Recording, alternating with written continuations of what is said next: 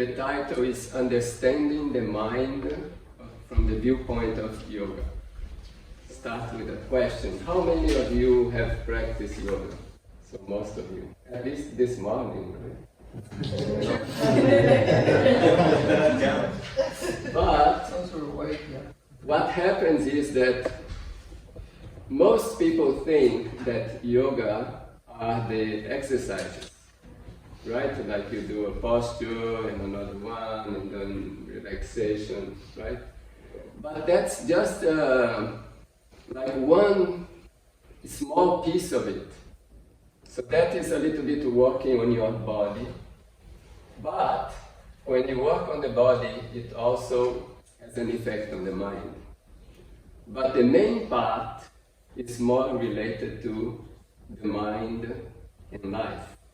Now, we are human beings, and we were born on this planet. But we don't have an instruction manual. What are we supposed to do? And so we come here, we have mind, we have a body, and we have this number in front of us. Let's see if anybody can figure out what it means. 876,000. So let me break it down for you. The time that we're here? 24, 365, and I'm very optimistic. 100 years. Okay. Let's say that here is like our battery is full, you know, when we come, full battery. And as the time is going by, it's reducing, right? And you know, when you have a cell phone and your battery is full, then you think, oh, I'm calling this, and you are surfing the internet, and you're doing this, sending text. And then when the battery is in the end, you say, do I really need to use now? I will run out of battery. No, I keep just for important things, right? Now, in our life, we have to think, okay, I have this body, I have this mind, and I have this life. What am I going to do? And how should I use the body? Because nobody explains to us all about our systems. So, in yoga, yogis, what they did, they study the body, study the mind, and they develop systems that you can maintain the body better, you can utilize your mind better, and also what life is all about. We will not cover everything in this weekend, but we will give you an idea of what's the way of thinking behind it. Okay. So let's start from the mind, because the class is more on the mind. So we have a mind. I want to know from you, what's the difference between mind and brain? Yeah, let's say that the brain is the physical part. Let's say you open, what we see there is the brain. Like you mentioned computer, let's say it's the hardware. Okay? And the mind, we can say it's the software. You don't see it. Like you get a hard drive, you look at it, you don't see the system, the software. So if you see, touch, everything is physical, so that's the brain. But then there is the mind. The mind, we can know that the mind exists because of its work. Okay? So we know there is brain because we can see it and everything, but the mind are our thoughts. So the brain, let's say, it's made of something physical, a physical substance. And what is the mind made of? Well, okay, let's say that I have here physical. So that's like body, everything that I can see. And then there will be mental. So spiritual will come, let's say, after. Let's say another dimension. Here, we can say spiritual. Physical, you can see, touch, everything. Mental, thoughts, but you cannot touch your thoughts. But in physical, there will be a physical substance. The atoms and electrons and molecules, it's something. But mental, it's also, we can also say it's a substance. Because, for example, I look at this. Okay, I look at it, and maybe the vibrations are coming through my eyes, stimulating the brain, but then the image is forming in my mind. Even if I close my eyes, I can still see it. So it means that, like when I project something on the wall, and it comes an image that's made of light, more dark, more light, and it appears this thing there, a projection. Now it's also, there is a projection in my mind, but there is a mental substance is taking the shape of this object. So there must be something that's taking that shape, so I can see it in my mind. So I would just call it mental substance, physical substance. All right. Physical substance is more dense. That's why I can touch it and feel it. Mental is more subtle. It is something there, but it's not something I can touch my thoughts or like that. So it's a little bit more subtle. And he mentioned spiritual. Spiritual is further, more subtle still. We already have difficulty to conceptualize this one, so we have more difficult to conceptualize this one. But it's there, there is something there. We can call it consciousness, or let's say something spiritual. Well, energy is what is transforming it. Do you understand? There must see it. It's something, and that something is transformed by energy. So energy can transform from physical to mental. But energy is not the, let's say, the substance. There are two things. That's modern physics, yeah. Okay? Yes. Atoms and everything is still in the physical. Yeah. The mental is even subtler than anything we can perceive. So in other words, the energy you're talking about is actually part of the physical world. Mm-hmm. That's Einstein, MC squared. I think that's what you were referring to. Okay, according to philosophy of yoga, there are two things. One is the energy, and the other one is the, let's say, the raw material. We call it consciousness. Okay, everything is consciousness. But when energy makes consciousness more dense, then we have physical. When energy makes consciousness less dense, then we have mental. When energy cannot affect the consciousness, then we have spiritual. Okay. So this is, I would say, very deep philosophy, so don't worry too much about it. So we have our mind, okay? And our mind works in different ways. Like everybody here, if you look, has a different body. You can see different shapes of bodies. But also we have different shapes in our mind. So let's say that I ask you a question. Suppose somebody calls you, no? Like nowadays we receive this call, hey, you won a new car. No, it doesn't happen, you answer the phone, hey, you won. You say, oh, really? No. Does it come with insurance? Does it come with insurance? No, those are these scammers or scammers.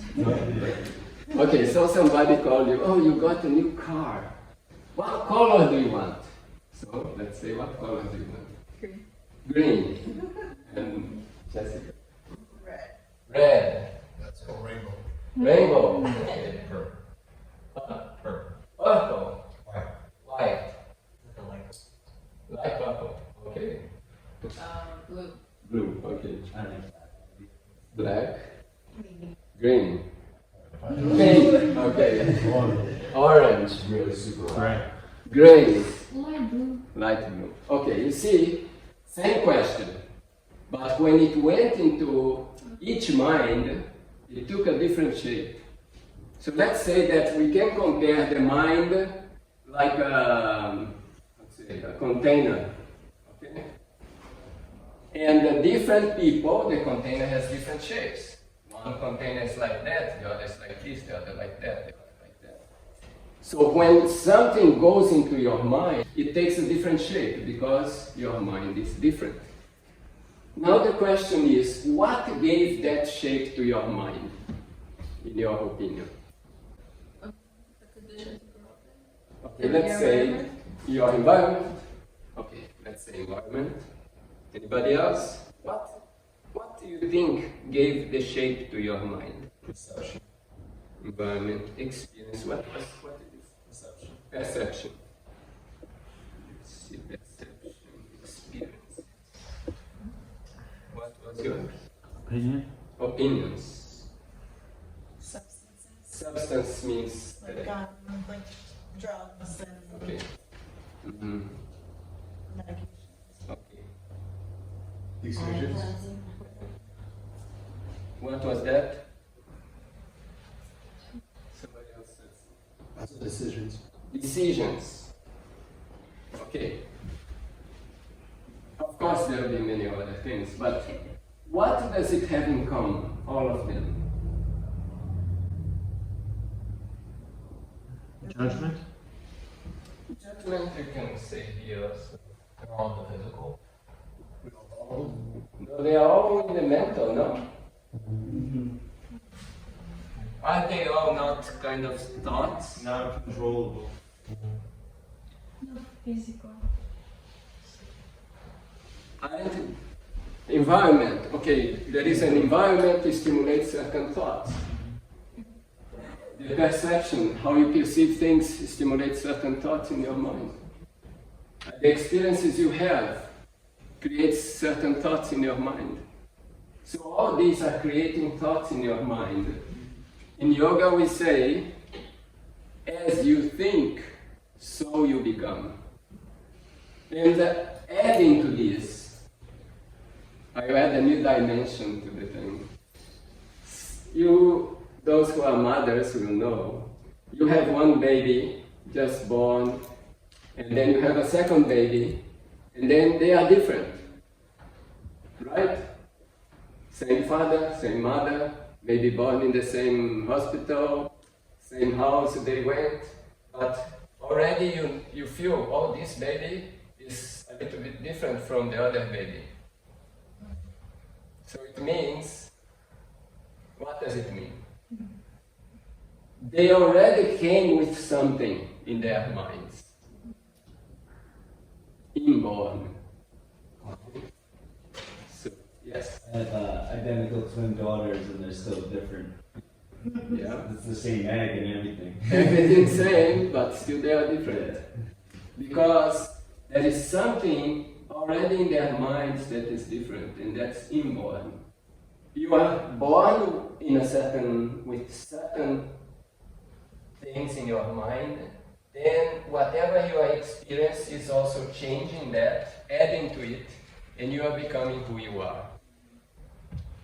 And in the future, maybe if I ask her what car would you get, instead of saying green, you said green, right? She'll say something different. Because more things got added.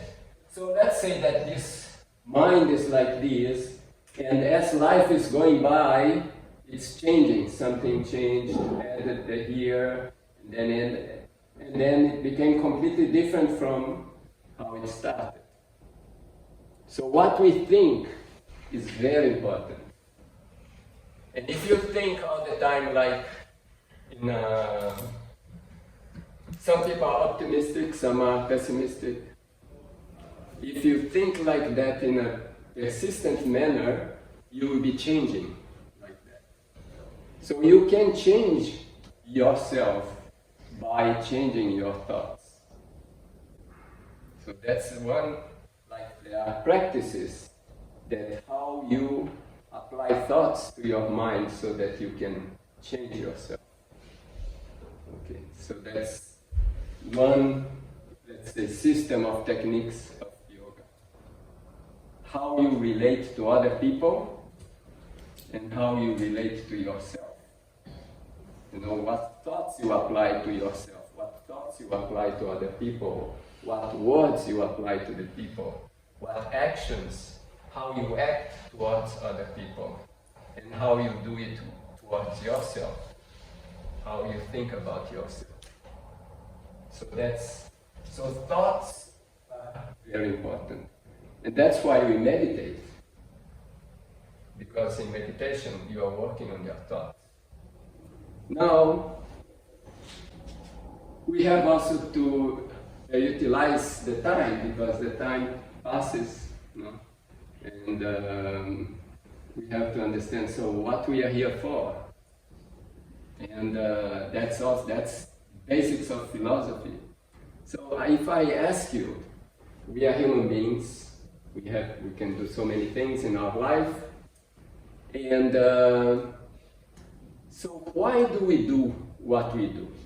For example, suppose you have holidays, and you can go anywhere, and you have like a infinite credit card. You can just swipe everywhere, give your number, everything paid for. So, and then some of you will say, okay, I want to go to the beach. The other one will say, okay, I want to go to the mountains, or I want to go to that country, or I want to go to this program. Why? What are you looking for? Experience?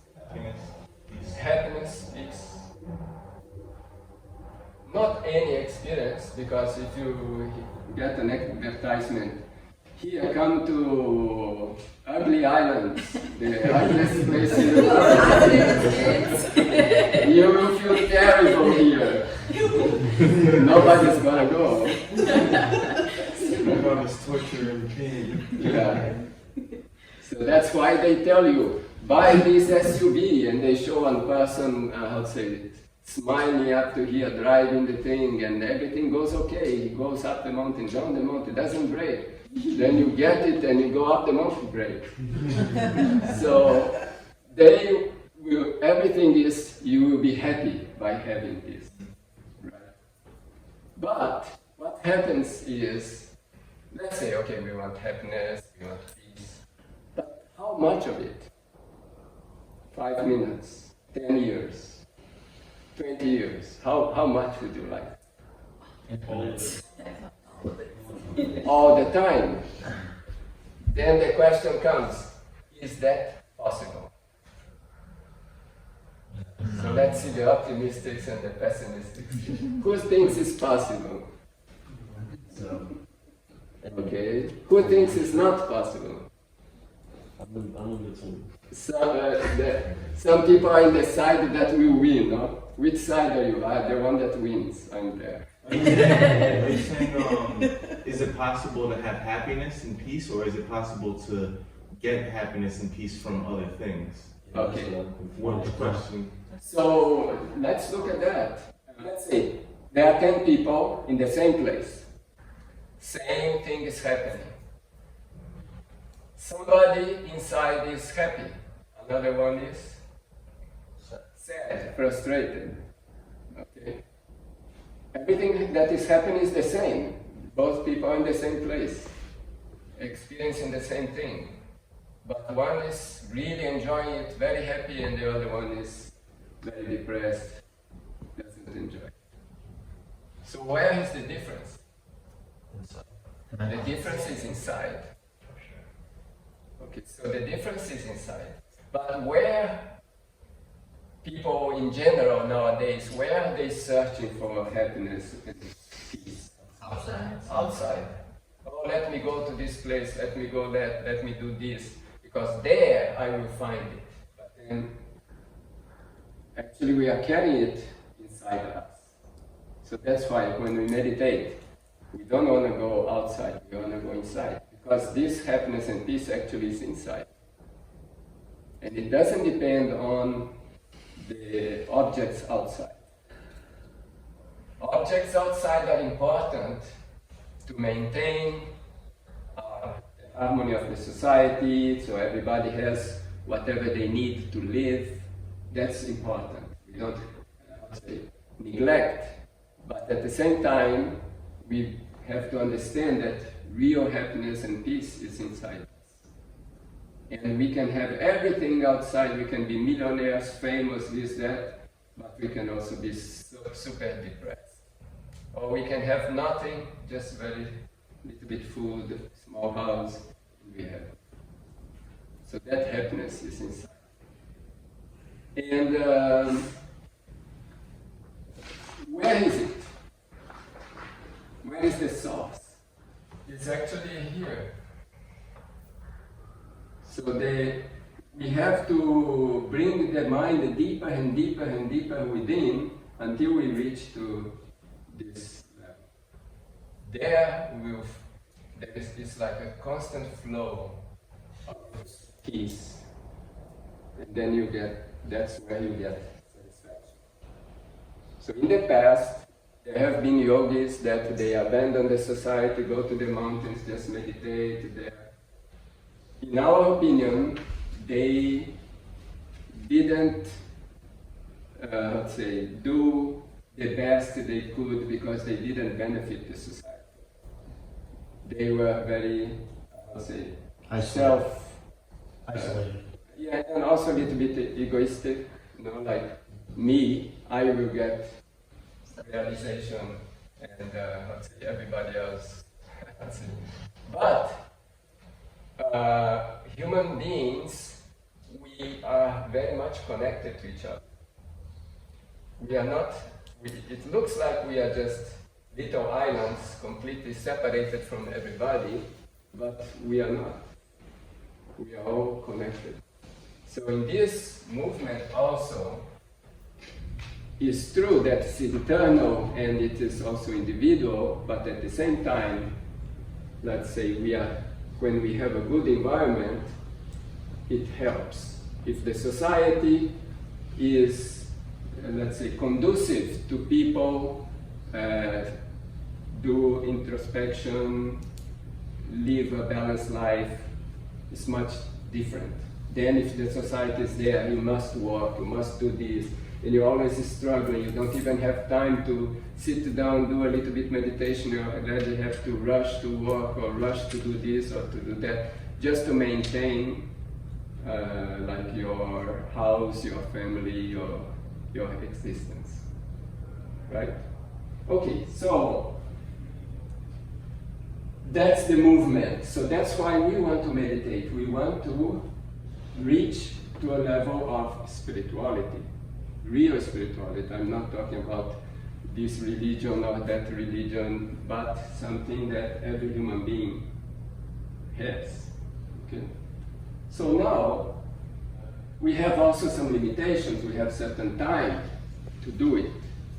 Okay, so one of the things we are going to do in this program is to go through things that you can do that will help you to move and to get better control over your mind, because we thought the thoughts, which thoughts you have, sometimes we cannot choose. We are there and the thoughts are coming by themselves. But it's better if we can do something to control it. So we are talking about the mind.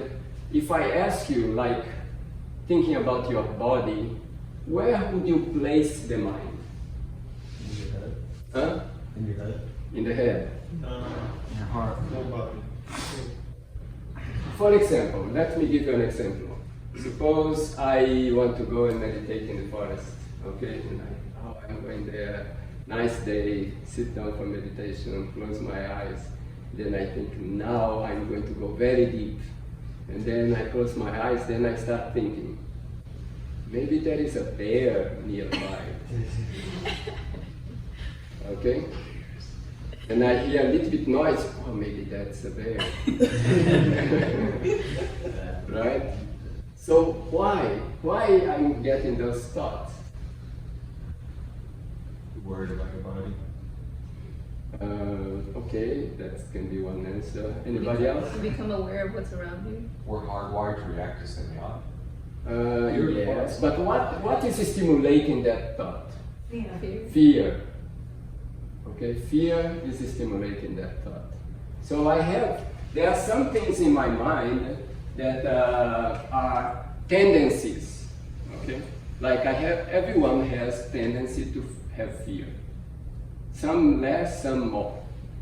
Okay, but everyone has a little bit there. Now, if I think of my body also in the same way, where would you place fear? Any specific? Like my chest. Chest? Yeah, I feel like the back Yeah. for some reason. Huh? I feel the back for Well, some we reason. say In between the back, shoulder In your blades. stomach or your Stomach. Stomach, yeah.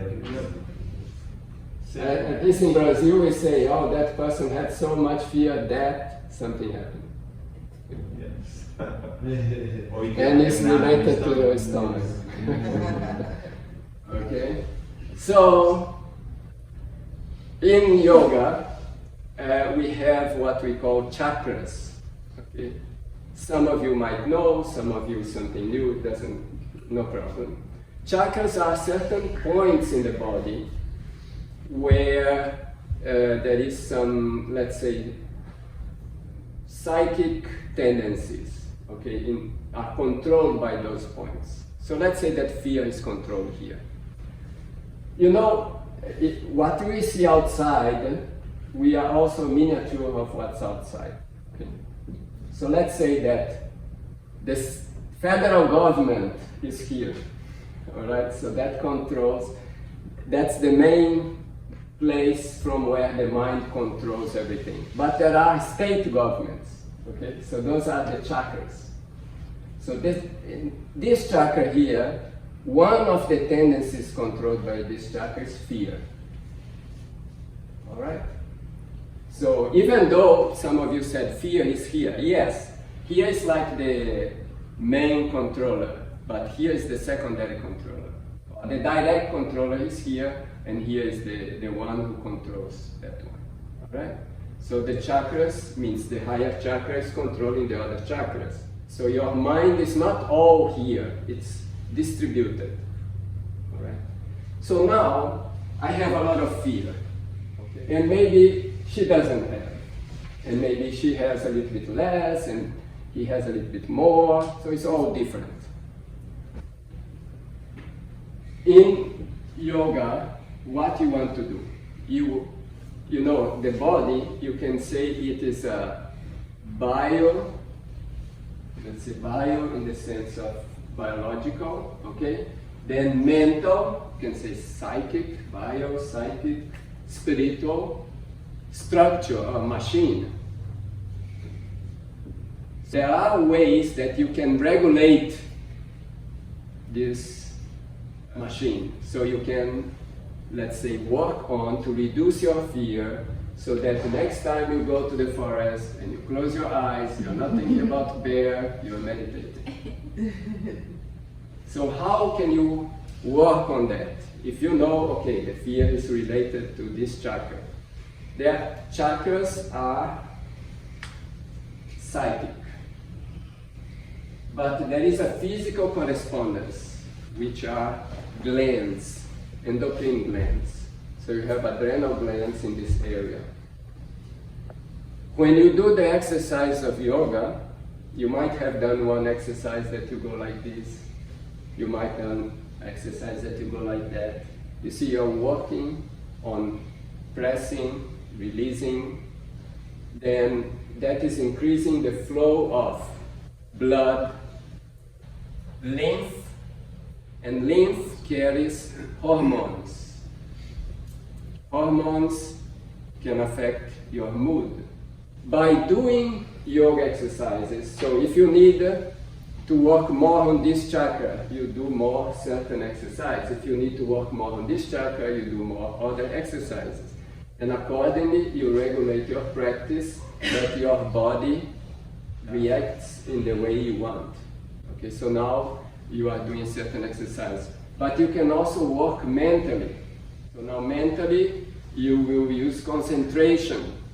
So there are techniques that you can learn to work on regulating those chakras.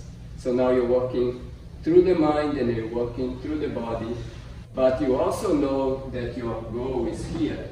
So you always have to be remembering the goal. Already there are 3 techniques there. One, you are doing exercises. The other, you are doing some mental concentration. The other, you are doing always remembering the goal. The goal is there. So in that way, you are working the physical, in the mental, but you are directing it towards spiritual. That way you are utilizing your time so that before the battery finish, you can reach your destination. So, any questions so far? Questions? Comments? This is really great. Oh, yeah. Yes. Before you asked like about if we are the optimist or pessimist in that standpoint of whether you could achieve permanent happiness, what's your stand? Oh, okay. So the classical system of yoga, there are 8 parts or 8 limbs, and the first and the second are in the way you relate to yourself and the way you relate to others. You also have to observe certain principles, how you relate to yourself. Okay, so there is one principle we call santosh in Sanskrit. It's like contentment, or you can say optimism or gratitude. It's a practice.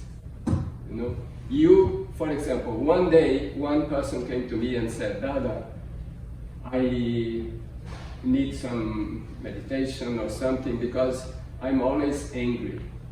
I wake up in the morning angry, and the whole day I go, I'm angry. I said, you are practicing anger. So you are becoming expert in it. You're upset. So you have to change it. Now you have to change your mind. And the best way is the moment you wake up, instead of angry, that moment you put some other thought in your mind consciously. Let's say, if you are a meditator, wake up, think about the mantra. Or wake up, maybe write something in front of you that is positive so you don't go into the same, let's say, pattern. Because it's difficult to come out from a pattern. Once your mind is trained in a certain way, it takes some time to train it in a different way. So there is some difficulty. But if you do small steps, you take one step, means you change a little bit, already the thing starts changing. Then you take another small step, change a little bit more. Don't think that we can do like that. Like somebody once came to me and, oh, you teach meditation. Oh, meditation is not for me. I said, why? He said, like once I went to one weekend of meditation, and in the end I had headache, I was not feeling well. I said, okay, suppose I tell you that physical exercise is not for me. Oh, why? Because once I went to one weekend just doing physical exercise, in the end I had just pain, this, that. My muscle didn't change, nothing, just tired, pain. Mind is the same. You want to change, it's not going to happen like this.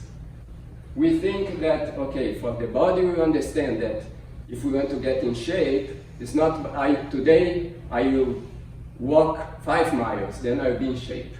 It's not going to happen. The practice.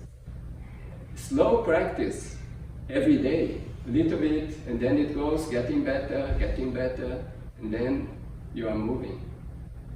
So for example, meditation. We did meditation today. We use a mantra. We are going to do again, those who missed. But that's a meditation you can do every day, even if you do just 5 minutes. But do morning and evening, every day. Then you will see there is a little bit change if you want to increase, but at least you find the 5 minutes and make it like there is no, I'd say, deviation. I will wake up 5 minutes. Before I eat in the evening or before I sleep, another 5 minutes. Then you see, little bit change, another change again. You are changing the flow. There is one flow, you are changing a little bit. Look, if something is going this direction, if you just change the angle a little bit, instead of hitting like this, it will hit like that. But the difference you only see after, because close, maybe there is no difference, a little bit no difference, but very far, one will be there, another will be there. So that's how you can start practicing. Like here, you will learn a few things, like you learn some exercise. Now you think at home how you can do it. Maybe you cannot do the 45 minutes, but maybe you can reduce to 15. You just do 2 of them, then do the relaxation like that. So that's already changing. Then maybe you find more time, then you increase a little bit. Okay? Because for example, Maya was telling that she had to write a paper. And always she's struggling. So she decided, okay, before I will do some meditation. She did meditation and then she wrote much faster and had time extra. If you are thinking, no, I can't do the meditation because I have to finish the paper, so you are there finishing the paper. Cover 3 hours finishing the paper. But you did the meditation before, maybe in 1 hour you finish the paper, now you gain 2 hours. So it's how you utilize your resources in the best way.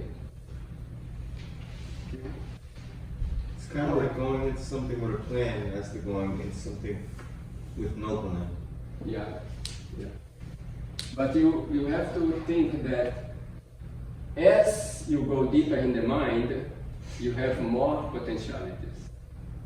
Like this retreat is a part of a series. Each one is independent, but in each one we touch a different part.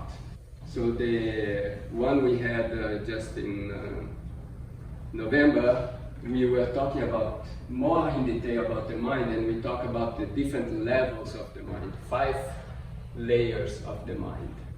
Okay, so we go into more details, but in short, what happens is as you move in, you have access to higher capacity. Therefore, you also can live better, and you can know how to utilize your time, what is important, what's not important. Sometimes we may spend half an hour, 1 hour in something that's not important.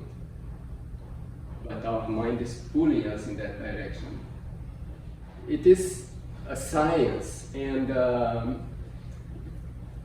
people study maybe 6 years plus more to become a doctor to maybe treat your knee, right? Here we are talking about, everything. It's a lifetime work, and there is always more to learn, and there is always more to gain and discover, and life becomes more and more interesting. But you never answered the question. Which one are you? Like, do you believe that there'll be permanent happiness, or do you think there always has to be kind of a conflict? Oh, okay, so let's go to that. You see, there are different things there. One is, at a certain level, there is happiness and, let's say, sadness. And in Sanskrit, so I introduced yoga is also a Sanskrit word. So the philosophy, we use a lot of Sanskrit. But I will just give you a few words, and because I think it's important to understand the concepts to also get the sense. So there is one word which is called sukha. And we can say that it means happiness. And it's like I'm walking on the street and then I see an ice cream shop. Then, what is your favorite ice cream? Rocky Road. Which one? Rocky Road. It's like marshmallow. It's chocolate ice cream with marshmallow. Okay, so she goes there and asks for a Rocky Road. Okay, and then they say, yes, here, have it. So now, sukha, okay? But then they say, sorry, we don't have it. Oh. No? Disappointing. So that is dukkha. There is sukha and dukkha. Disappointment. Yeah, disappointment is like, it doesn't match what you want. Like you have a flow inside, the outside matches it, you get sukha. You have a flow inside, the outside is completely different, you get dukkha. And that will be always in our life. For example, new baby is born in the family, sukha.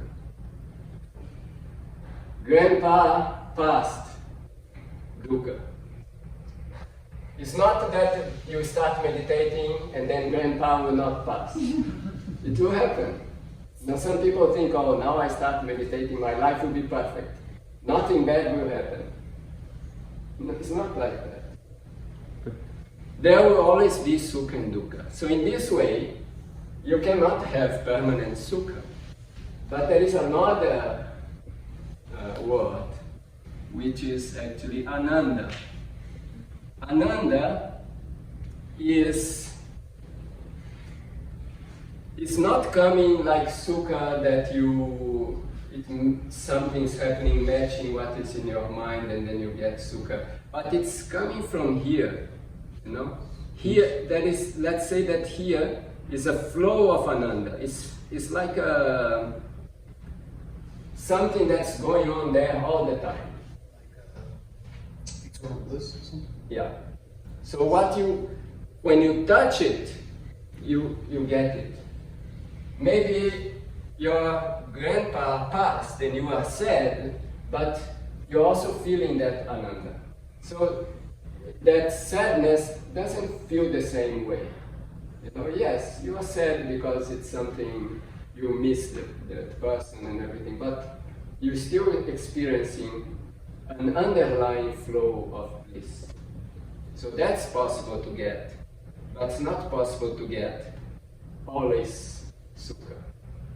So that's why when that question is asked, the people think in terms of this and they say, no, it's not possible. Mm-hmm. But that's what we want. And if we think, okay, it's not possible, it means our life is destined to frustration. But it's not like that. Sure, you cannot get everything perfect in life, but you can always experience that in your life. It's almost like the external things can never give me permanent happiness. Yeah, Really? yeah. You cannot get permanent happiness from a limited object. And everything in the universe is limited. So you can only go within you and find it there. At the same time, it's not that we think that this doesn't matter. It matters. Everything matters. Because everything is part of if you want, let's say, infinite bliss, okay? Infinite means it covers everything. You cannot remove any part of it. You cannot say, oh, what happens in the world is like there are some philosophies that say that the world is an illusion. Okay? Or everything there is illusion. Means it doesn't matter. What matters is me, my internal bliss, like that. But it's not like that. Everything is related. So you cannot ignore one part of the whole, then you never get the whole. So you have to understand that everything is part of the same thing. All right, more questions? Anything? Does it answer your question? And I believe you said you're optimist because you would take the optimist side because you believe in Ananda. Yeah. Eternal. Okay. Plus, Like an internal bliss. Like, Yeah, yeah. You know, like you have that always inside, even though like you Yeah. might have dukkha outside, inside you still have ananda. Yeah. But can Yeah. I always Yes. access it? okay. The Ananda, okay, I know it's there, but can I always access it? Okay. Yeah. That's why you have always to be meditating so that you open the channel. And the other thing is that everything is part of, or is made, or is happening for your development so that you can reach there. Everything that's happening in our life, we may know it or not know, but everything is to take us there. That's why this universe exists, so that everybody can attain Ananda. And that goes back to the Baba Nam Kiva Lam. Only love exists because it all comes back to ananda. So for example, something happened in your life, maybe something very bad. Maybe you have some bad habits, some addiction, or something's happened to your life. That also, you will see in the long run that also was something that happened for good. Blessing in disguise. Yeah. But we don't have this long term vision. Our vision is very short. We can't tell in the now. Yeah. For example, oh, I won this prize in the lottery. So then you say, that's great. Oh, I was walking and I fell down and broke my teeth, right? That's terrible. But in the end, the events that were stimulated or that came because of that, you see, oh, because of that I'm here today. If it were not for that, I would not be. So whatever is happening to you outside, it's not bad. Maybe we are feeling it's bad at that moment, but later on we'll feel, oh, that was good. So if we have the capacity, like if our mind is very, we worked a lot and it's very sharp, in good shape, we can perceive, we can have a longer vision, otherwise we can have a shorter vision. Okay, good. So that's an introduction about the mind. And points, important points, one is this idea, as you think, so you become. Plus, we are already born with certain things, and maybe we are born with very good qualities, or maybe we are born with bad qualities. But it's all okay, and then we have our life to work on it. And if you understand how the body works, how the mind works, and we apply the right techniques, we can have a better control utilization of our structure. Alright? So this much for now. Thank you very much. Thank you, Dada.